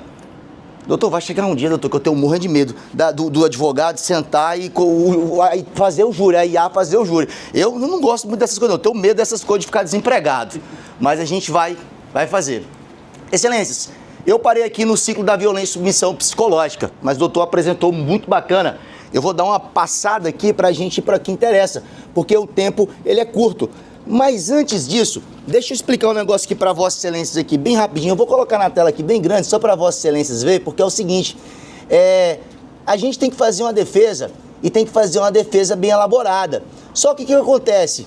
A norma, ela faz assim, ela nos obriga à questão de quando nós temos um plenário do júri, onde nós temos apenas um acusado, e a gente tem um tempo de apenas 2 horas, 1h30 que é para a primeira fala e outra hora para a segunda fala. E aí o que acontece? Deixa eu colocar grande aqui, configurações de exibição, a gente tem que se virar. E aí assim, o pessoal me conhece aqui, eu já faço júri aqui há bastante tempo e sabe como eu gosto de apresentar um trabalho bem organizado.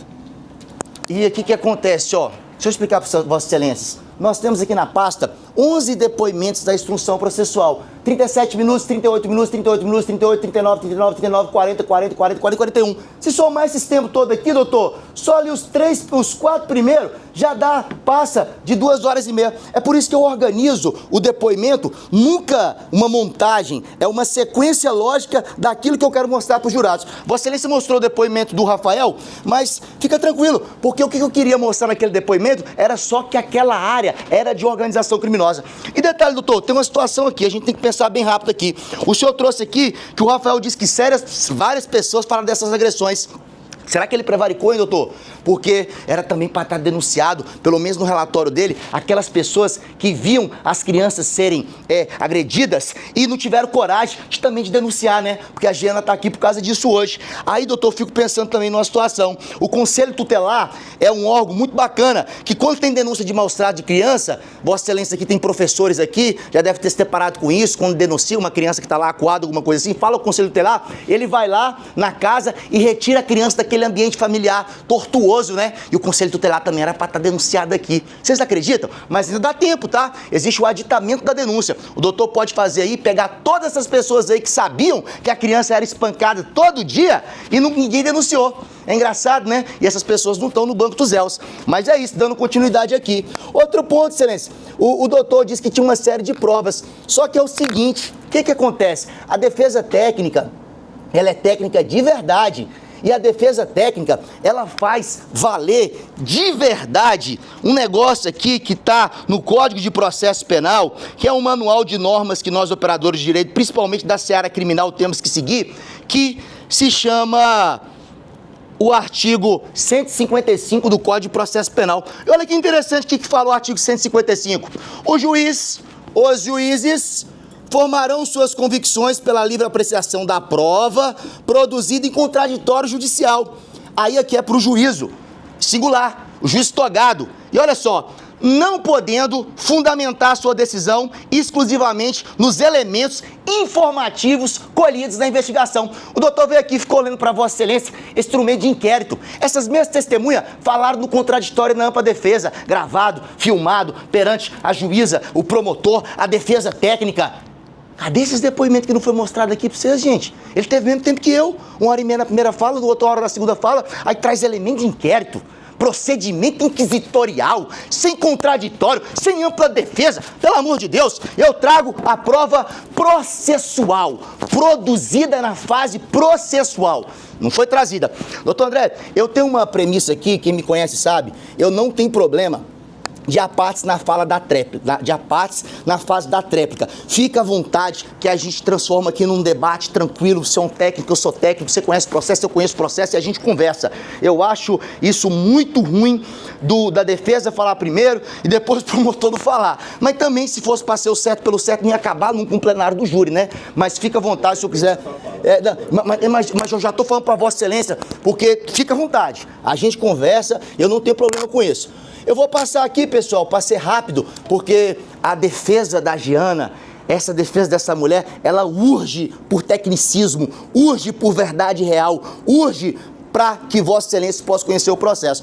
Então aqui era sobre a questão da submissão psicológica, mas o doutor André gentilmente já explicou a minha tese para Vossa Excelência, mas não tem só essa tese, tem mais coisa. A fase da explosão, a fase da lua de mel, arrependimento e reconciliação. Nós temos a síndrome da mulher agredida, que é Battered Woman Syndrome.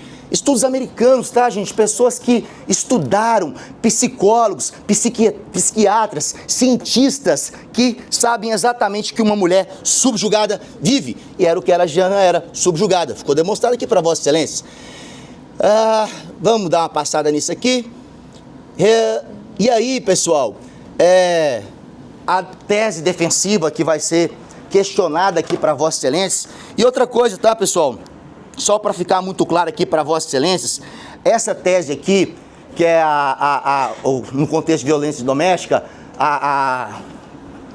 requisito para aplicar inegibilidade, é isso mesmo, da conduta diversa, esses pontos aqui, eles vão vir no terceiro quesito, tá, pessoal? Então, assim, é um quesito que ele absorve tudo. Então, quando Vossa Excelência forem julgar a Giana, que o júri absolve o réu, o jurado absolve o réu, não vai ter depois uma tese falando sobre essa conduta, aplicar a inexigibilidade da conduta diversa. Isso é no terceiro quesito, tá? Então, eu gosto de explicar isso porque não pensem em Vossa Excelência se resolverem por condenar a Giana, que no terceiro quesito vai ser uma questão de clemência, não, tá? Eu até penso que tem uma questão de clemência também, porque essa mãe já passou por toda a vida, mas não é isso que eu quero trazer para Vossa Excelência. Então, é o seguinte, o que acontece? Situação normal de extrema, contexto de violência doméstica, crônica, sistemática, histórico comprovado de agressões físicas. Olha só como é que vai fechando. Aqui, doutores, é como se fosse um checklist da tese defensiva. Imagine, Vossas Excelências, que agora Vossas Excelências estão com um papel e um checklist. E aí Vossas Excelências vão colocando aqui no checklist tudo que a defesa trouxe desse processo para essa tese defensiva ser aprovada para Vossas Excelências. Nós temos contexto de violência doméstica, crônica e sistemática, provada por boletim de ocorrência, por testemunhos familiares da vítima, do agressor, do Fernando, da vítima, da Giana, nós temos dos policiais, do Estado, então tudo isso nós temos. Histórico comprovado de agressões físicas, psicológicas e ameaças graves, comprovadíssimo. Ameaça grave, o policial, o doutor esqueceu de falar do policial civil, nem falou, você viu? Passou batido. O policial civil que escutou o chefe do tráfico decretando ela e mandando ela embora. Aí, a prova do Estado com a fé pública, porque tem, o cara tem. Passou batido também.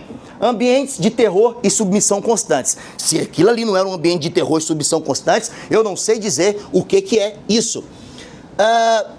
Pressão psicológica irresistível. Vocês viram quando o policial falou? Ela estava apavorada,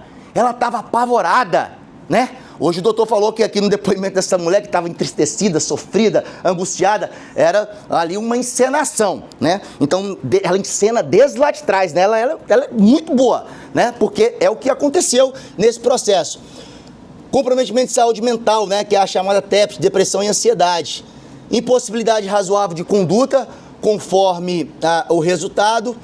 Considerações de vulnerabilidade econômica, social e psicológica, análise da existência de método, proporcionalidade, a proporcionalidade entre a conduta omissiva e a situação de perigo enfrentado, análise das consequências que adviram da denúncia, risco de morte. Será que essa mulher não tinha risco de morte, hein? Será que não tinha? Intensificação da violência. Então, tudo isso aqui é em relação à minha tese. Ausência de provocação. A mulher não pode ter sido colocada voluntariamente na situação de coação. No contexto da violência doméstica, a permanência nesse relacionamento não configura provocação, mas consequência do ciclo de violência. Já foi, inclusive, explicado pelo Ministério Público esse ciclo. Então, o doutor coaduna com a minha tese. Excelências, olha só, dados para demonstrar de estudos aqui do nosso Estado, Segurança Pública do Estado do Ceará, os dados da violência contra a mulher. E aí, o que nós temos aqui em 2023? Olha só a quantidade de agressões por violência doméstica, 245.713. E tá tudo bem, tá tudo certo. Não existe. É fácil procurar a polícia. Esses índices era para estar só caindo, né? Porque o MP, o fiscal da lei, ele traz uma situação de que é só ir lá e denunciar, que se afasta o agressor, vai embora, aproveita, vai embora e tudo. Como se fosse fácil, mas não é. Ameaças e ali chamados os 190, acionamentos, a violência psicológica, informações técnicas processuais do que a mulher passa, E ainda, a mulher ainda está aqui presa, quanto tempo presa? Desde 2023. Vai fazer 3 anos que a mulher está presa. E a mulher ainda querem que condene essa mulher pela morte do filho. Aqui são taxas também em relação à violência física, maus tratos, lesão corporal, do contexto da violência doméstica. Em 2022 foram documentados 22.527 casos nessa faixa etária, que significa um aumento de 13,8%. Esse ano já aumentou mais, tá? Eu fiz a pesquisa desse ano, mas como eu não tinha colocado no 479, por fidelidade ao processo, eu não inseri essas informações porque eu não tinha dado ao julgador o direito de verificar. Mas isso só aumenta, isso é de 2023, já estamos indo para 2026. Tudo isso para provar, coadunar com o que eu já apresentei dentro do processo, do que essa mulher passava.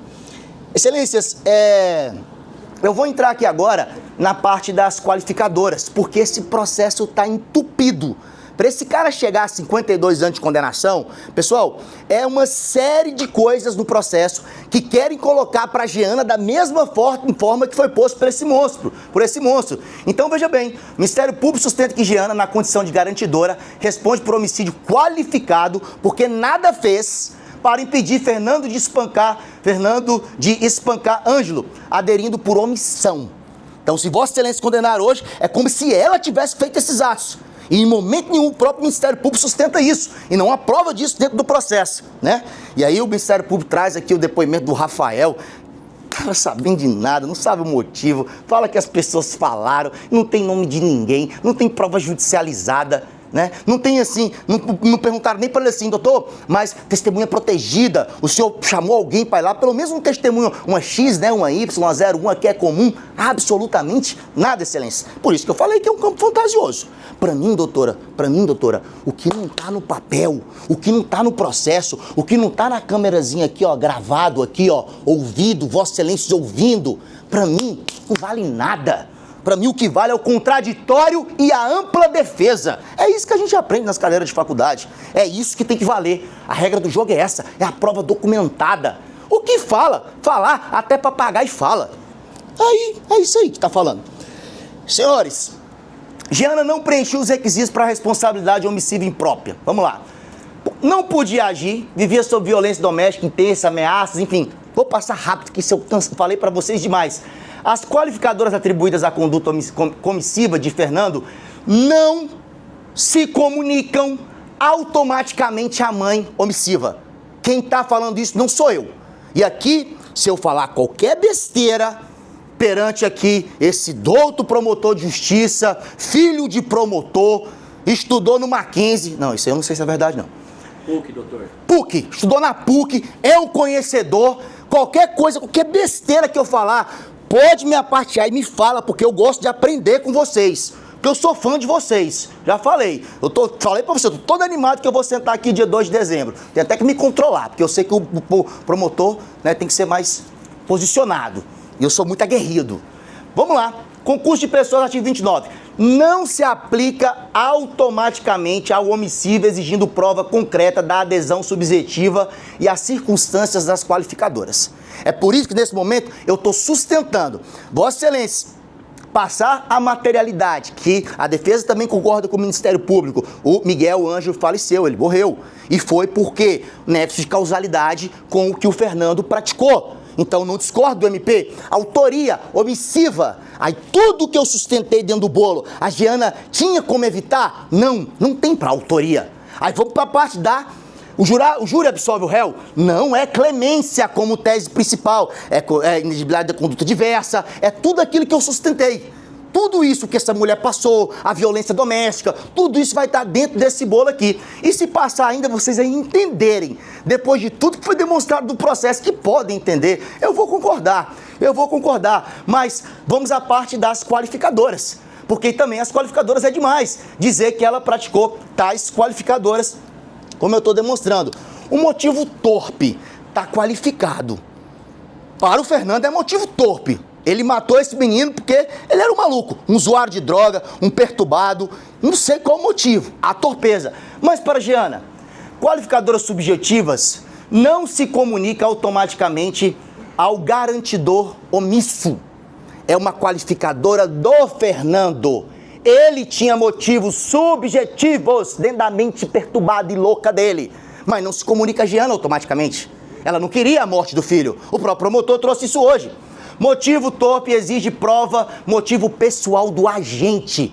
Qual foi o momento que o promotor de justiça sustentou aqui que a Jeana praticou esse crime por torpeza, mesmo na condição omissiva? Não teve.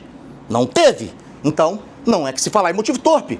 MP não aponta qual teria sido o motivo torpe de Jeana, qual repugnância moral seria atribuída a ela, que ela desejava a morte do próprio filho, se aderiu subjetivamente o motivo torpe do Fernando. Não teve essa sustentação. É por isso que a defesa entende que não há torpeza. E aí, vamos lá. Torpeza. E aí, conclusão. Impossível imputar motivo torpe a quem apenas, até coloquei separado, omite sem prova de motivação própria. A qualificadora deve ser afastada em relação a Giana. Então, peço a Vossa Excelência que não, se Vossa Excelência passarem tudo isso, chegar na parte das qualificadoras, não há torpeza neste crime. E aí tem outra questão, meio cruel. Também uma qualificadora. Por isso que a pena do Fernando chegou lá em cima, 52 anos, porque teve as qualificadoras e o concurso dessas penas. Para o agente omissivo, a imputação da qualificadora de meio cruel demanda demonstração específica de que sua omissão contribuiu diretamente para o sofrimento necessário da vítima ou a que aderiu conscientemente a essa circunstância. O que o doutrinador Nutt fala? O meio cruel só pode ser admitido se a repetição de golpes vise a impedir a vítima sofrimento físico, psíquico inútil. O Fernando, com um único ato, que nem nós sabemos qual foi. Se ele bateu a cabeça do menino na parede, se ele bateu na cabeceira da cama, se ele bateu no chão, ele causou a morte dessa criança tempos depois. Detalhe, tá, pessoal? Todo o tempo que o Miguel Ângelo ficou internado, a mãe estava lá do lado dele. A mãe, quando tinha condição de evitar o resultado pior para o filho, ela o fez. Que fique claro, no depoimento do policial, ele disse, a mãe pediu que proibisse esse monstro de entrar aqui dentro do hospital. Então ela fez quando ela tinha condição. Quando ela apanhava com a criança no colo, ela fez. Quando ela tinha condição de fazer, ela fez. Mas quando ela não tinha como, gente. Não tinha como se fazer. Outra qualificadora. Giana participou, concordou e planejou aderir ao espancamento? Ah, tá. Aqui é a conclusão. Não. Todos os depoimentos indicam que temia Fernando, era agredido e dominado por ele. O BO confirma que ela própria sofria as agressões. A avó materna declarou que Giana tinha medo. Fernando admite que batia nela, tá? Então tudo isso o processo traz. Não há adesão subjetiva ao meio cruel. Qualificadora não é comunicável. A mera omissão não transfere a crueldade do Fernando, que é o agressor, ao garantidor. É o que a norma traz pra gente, tá? Recurso que dificultou e impossibilitou a defesa da vítima, como o promotor sustentou que passa essa qualificadora. A qualificadora objetiva só se comunica ao omissivo se ela sabia do modo de execução. Nem o promotor sabe, nem eu sei, nem Vossa Excelência sabe, nem um médico legista sabe. Qual foi o modo da execução, o meio da execução, qual foi? Foi uma pancada? Foi um chute? Foi uma pisada? Foi uma martelo? O que foi? Ninguém sabe. Então, como é que eu posso colocar que essa mulher tem que responder essa qualificadora? Tinha possibilidade real de agir? Ela tinha, lá no banheiro, tomando banho, sem saber? E quando ele batia nela e batia na criança, ela estava lá sendo subjugada? A omissão contribuiu para a impossibilidade de defesa. Então, a defesa entende, em termos de conclusão, que Giana não estava presente em todos os momentos das agressões. Giana não tinha força física, capacidade ou domínio para impedir Fernando. Giana estava sob coação psicológica e ameaças. Isso já bati também bastante para Vossa Excelência. E aí, o que acontece? A qualificadora não se comunica ao omissivo sem prova de adesão ao recurso empregado. Inviável imputar essa qualificadora à mãe na condição de garantidora. Homicídio contra menor de 14 anos. Essa é uma qualificadora óbvia. Se nós chegarmos até aqui, Giana não concorreu para o resultado, logo não participa da forma qualificada, mas apenas de eventual crime omissivo simples. A criança, sim, era menor de 14 anos, tinha 1 ano à época dos fatos. O processo traz majorantes do segundo B, que é a vulnerabilidade e a autoridade. A defesa entende que são circunstâncias objetivas, mas que exige participação causal. Se Giana não concorreu, não há como aplicar o aumento. A vulnerabilidade decorre da condição do filho, isso não há controvérsia. A autoridade familiar não significa domínio sobre a ação criminosa de Fernando e as causas de aumento de pena podem incidir sem prova de contribuição causal consciente. A defesa não entende que essa majorante deve passar. As causas de aumento não podem incidir sem prova de contribuição causal consciente. Torpe, não se comunica. Cruel, não se comunica. Recurso que dificultou a defesa da vítima, não se comunica. Menor de 14 anos, discutível, segundo B, não incide se Giana não concorreu. É um fator lógico. Não existe responsabilidade penal qualificada da mãe por omissão. Imputar a qualificadora subjetiva ou objetiva a Giana viola o princípio da individualização da conduta, afronta o artigo 30 do Código Penal Brasileiro, que é a incomunicabilidade, despreza a prova testemunhal, que foi produzida e apresentada aqui para Vossas Excelências, desconsidera a condição de vítima de violência doméstica, é como se passasse os panos, que não acontecia nada com Giana, ela vivia bem e era tranquila e concordava com o que o maluco do Fernando fazia. Transforma a omissão em responsabilidade objetiva, proibida pela doutrina e pelo STJ. Não existe... O que temos nesse processo? Ausência total de participação de Giana, omissão não penalmente relevante, incomunicabilidade de qualificadoras, responsabilidade exclusiva do agressor, Fernando. Excelências, trago também para Vossas Excelências, se passar tudo isso e Vossas Excelências assim entenderem que Giana teve culpa da morte do Miguel Ângelo, uma tese desclassificatória. Crimes culposos por negligência materna, o que preceitou o artigo 121, parágrafo 3º do Código Penal. Morte do filho por falta de cuidados básicos sem que a mãe tenha previsto ou aceitado esse resultado. Em nenhum momento o Ministério Público vem aqui sustentar para Vossas Excelências que a Giana queria que o Miguel morresse. Então, se Vossas Excelências ainda entenderem na cabeça de Vossas Excelências que a Giana tem que ser penalmente culpada por algo, o Código Penal traz para Vossa Excelência uma tese desclassificatória. E é isso que existe dentro do Código Penal. E aí, eu trago para Vossas Excelências, bem claro, bem didático e bem objetivo. Nós temos o aspecto, a omissão dolosa, a negligência materna. Elemento subjetivo. Consciência e vontade de omitir-se, aceitação do resultado. Isso aqui seria a omissão dolosa que o Ministério Público quer passar para Vossa Excelência. A defesa não entende, mas tem que sustentar, porque se não sustentar, não vai estar lá nos quesitos e o que não está aqui no processo, não está na vida. Falta de cuidado e resultado, querido, nem aceito. Previsão do resultado, prevê e consente, dolo eventual, ou deseja, dolo direto. Não prevê culpa inconsciente ou prevê, mas confia sinceramente que evitará a culpa consciente. Olha, o Fernando é um louco, eu sei que ele é um perturbado, eu sei que ele é um drogado, eu tô aqui dentro dessa casa, eu não tenho para onde ir, eu tô subjugada, eu tô ameaçada pela facção, se eu deixar esse cara ele vai fazer mal com a minha vida, mas eu vou ficar aqui e vou achar que vai dar tudo certo. À noite eu vou colocar o joelho no chão, vou orar para o Papai do Céu e vou orar que nada aconteça. Então isso aqui seria a negligência materna, a tese desclassificatória que vai ser questionado para Vossas Excelências. Atitude psíquica, indiferença quanto ao resultado, seja como for. É tipo assim, esse cara é maluco, esse cara usa droga, eu não tô nem aí, meus filhos tá aqui, eu também vou fumar minha maconha, eu também vou curtir minha vida, se ele matar meu filho, tá, é por isso mesmo, eu não tô nem aí. Eu tenho mais outros 4 filhos, eu tenho 5, se morrer um filho, ficou 4. Não foi sustentado isso para Vossa Excelência, mas é isso que querem que Vossa Excelência condenem, essa questão aqui. E aqui, na negligência materna, confiança e não ocorrência. Tipo do crime, comissivo por omissão, crimes materiais, culposo quando previsto em lei. Exemplo, mãe que vê o filho sendo espancado até a morte e não intervém, aceitando o resultado. Tá lá sentada no sofá, comendo pipoca, assistindo um filme, o cara tá lá batendo no filho, espancando o filho. Rapaz, bate no menino não. E o cara tá lá, entendeu? É isso que querem sustentar, que querem que condene. E não foi isso que o processo trouxe. Mãe que deixa o medicamento ao alcance da criança por descuido, resultando em intoxicação. Excelências, o doutor promotor, ele abriu um precedente, e aí mas ele pediu autorização à doutora. Doutora, eu também gostaria de fazer uma leitura de algo que está no mundo da internet, no Instituto Amor Nosso. É uma carta que eu quero finalizar. Não, pode ler. Essa carta é uma carta conhecida da internet, e a Giana que nos escuta. A mensagem que eu tenho para dizer para você, Giana, é que eu sinto muito pela morte do seu filho.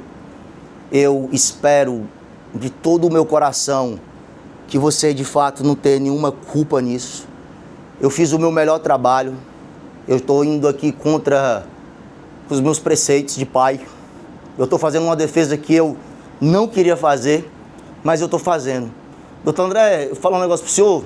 Eu não estou ganhando um centavo por isso aqui. Estou falando de coração. Pro bono totalmente.